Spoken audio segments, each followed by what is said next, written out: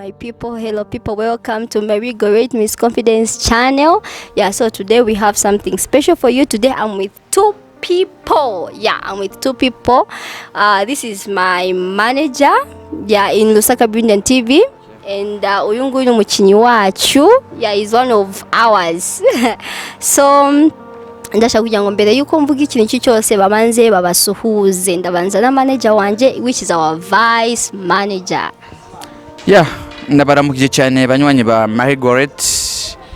Ibindi numbisare bizungu ntabyo noshobora kuvuga. Okay, akazina kanje ni Peter, hama nkuko yavuze nuko nyene vice manager of Lusaka Burundian TV.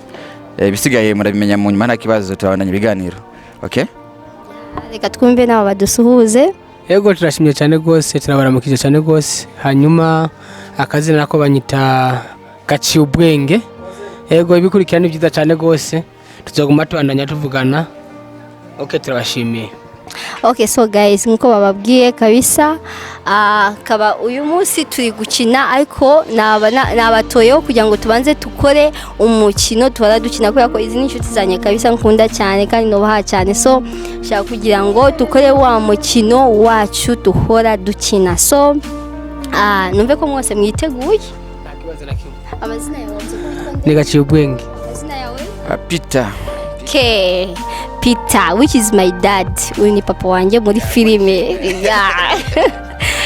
So uyu munsi shaka kugira ngo mbabaze ibibazo byo ntagiye mbabaza like mu minsi yose. So today ngiye kubabaza kabisa. So papa, witeguye kugira ngo mbabaze? Je ndi serious nta birebire. Urabizi nawe.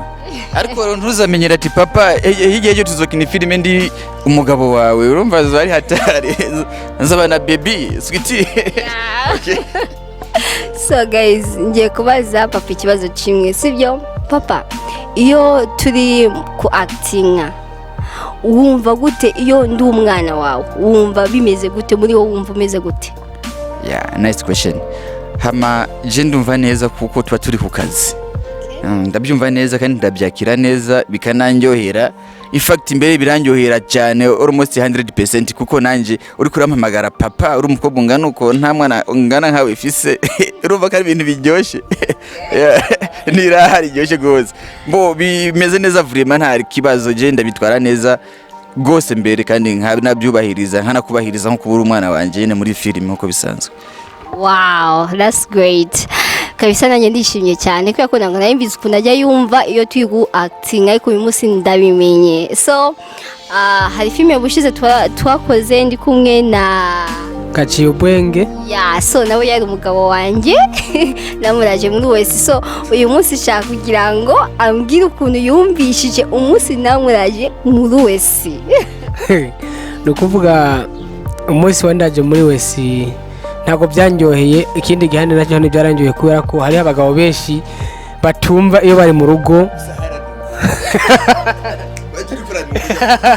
Birumvikana hari abagabo benshi mu rugo cyangwa mu ngo ziwabo batumvira abadamu bivanye nuko hari gihe umudamu ashobora kukubwira ikintu ariko araguhanura mugabo nk'umugabo ukishiraho uko uri umugabo kumbati je ko ndumugabo umudamu ntagashaka kumbwira ikintu ndagikurikize. Mugabo wajya gihe hari gusubira gusanga mu nyuma haje ingaruka ikagaruka kuri wewe mbi bivanye nuko utumviye umugore uko mu rugo ni babiri ukumvikana. Yes. Wow, amazing. Okay, that's great. So ikindi kibazo ngufitiye papa, ndibuka ko hari umunsi filime ya mbere ngewe nigeze mbona kandi nakuze cyane, umunsi wansanze ndi kumwe na boyfriend mu nzu. Ese papa wabyitwaye mu gute ubonye umwana wawe umusaze na boyfriend mu nzu? Ese wabyumvise gute muri wowe? Ifakti hajya mwararengeje urugero kubera ohe kuzana boyfriend wawe mu nzu wanje nyine urumva mwari mwageze kure urumva ahubwo sinzi imigambi mwari mufite.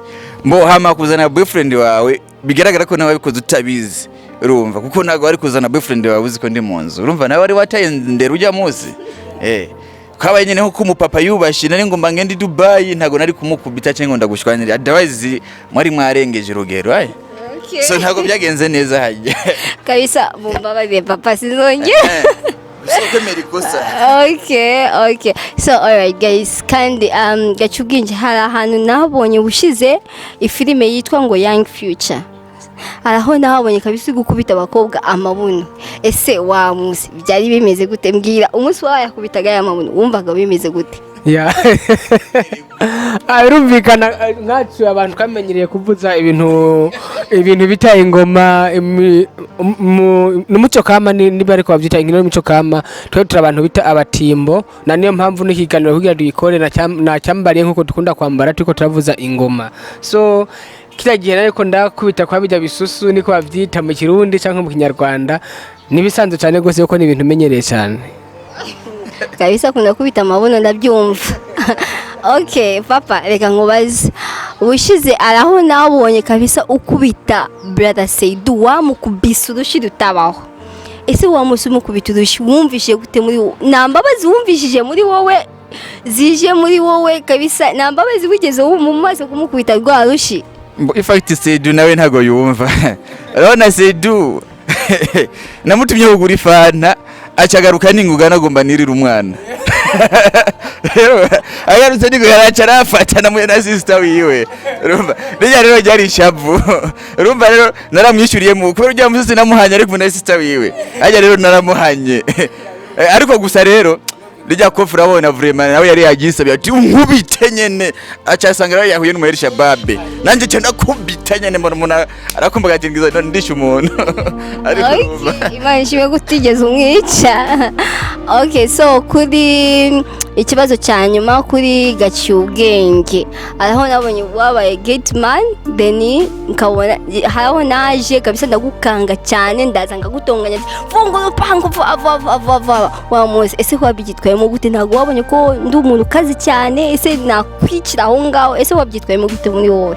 Ya kijya gihe mwambwira ngo fungura urupango nabyitwayemo ntago byambabaje bivanye nuko bisa nkuko nari nasamaye kandi kariko kazi kiwanje bisabesa ko ubukurikira ntegeza kwitwareka akazi mba ndiko nkakora ibintu bijanye n'ibyo mba ndiko nkabishira ko ubwenge. Yeah. Okay guys, so kabisa ndishimye cyane kandi murakoze cyane papa, urakoze cyane. Nzakora nko amagara papa kubera ko uzahori papa. Ifite no mwibara duhuye uvuga ati papa noti papa muri filime papa no buzima busanzwe. Okay zo uvuga ati papa muto basi kubera ari papa wakubyara ko uri umugabo wanjye n'uyu akaba ari umugabo wanjye ubuse mana ndumva bitora mbo ujya rero kubera yirabura mureke je mu mugabo wawe ndumwe. Okay, so guys, uyu munsi ni umukino twari tubafitiye kandi ndabashimiye cyane. Reka numva ijambo rya nyuma yababwira manager wacu wikisi vice president reka mukwite vice president kubera ko birakubereye tu. Vice president of Burundian TV. Hama je mpamagarira abanywanyi banyu n'abanywanyi bacu kujya hamwe hama bakakurikirana filime zacu cyangwa ibikorwa byacu ko bimeze neza. In fact okay ni umugambi mwiza kandi ni ibikorwa byiza ku bantu bazi icyo baba bariko barakora. Mbo tukaba duhamagara kandi no ku bantu baba bashaka kwinjira imiryango iracyuguruye baza ari beshi mugabo nagaterera napana kuza bagaragara urabyumva mubabwire baza ari noti cash amakwacha okay abantu benshi turabahenda ngo dukina mu Burundi twe turi muri Zambia nyandikira kuri channel yanjye urabyumva na yindi nyene yindi Lusaga Burundian TV. Ndashaka ko wazatigura nyene kubera ko nyene urumva ni gufashanya mu buzima urabona mwantu me kuri channel yanyu mugabo siyo usanzwe nkorera kibikorwa byanje urabibona nkorera muri Lusaga Burundian TV kandi urazi ko ndi na manager ikigera cya manager mukuru. So ibiro si okay novuga ko ari nka kigoro ko mbafatiriwe cyane mu buzima bwa misi yose. Okay in fact rero byasahuzo tegure nyene umunsi mwiza udutumire twese ba manager bese na cameraman wacu kugira ngo azaza aragufasha mu bikorwa byawe bya agukamera ku tuntu twawe twiza. In fact anagufasha kugira ngo booking uje hejuru. Okay kuko narabonye uracyari kure gose uracyari kure nago ama subscriber beshi gose gusa ntacyo baramara uracyari kure wewe. So bisaba uduge na kibazo bigenda gahoro bizagenda tu. Reka twumve ijambo rya nyuma ryagaciye ubwenge umugabo wanjye. Ubu no urabyemeye kandi yavuze ngo icyo gihe kirabura. Okay icyo twahamagarira ku banywanyi bawe turabahamagara cyane gose kugukurikirana no kuguteza imbere no kugufasha mu vyerekeranye no kukugwiriza umwimbu kuicanewe wahugira nawe utere uje imbere ibisigaye byose vraiment ndibaza ko bizogenda neza kuko nawe turabona kugeze ahantu atari hato aho ugeze harahagije reka tubanje tubandanyiriza ko nuko ni sawa. Okay guys, kabisa iki nicyo kiganiro twari tubafite uyu munsi, ndabashimiye cyane kandi nimwibagirwe gukora subscribe kuri Mary Goret Miss Confidence. Ndabashimiye cyane wise narusaka Burundian TV ndayikunda cyane kandi niho nkorera na acting yanjye, so I say bye bye to you all.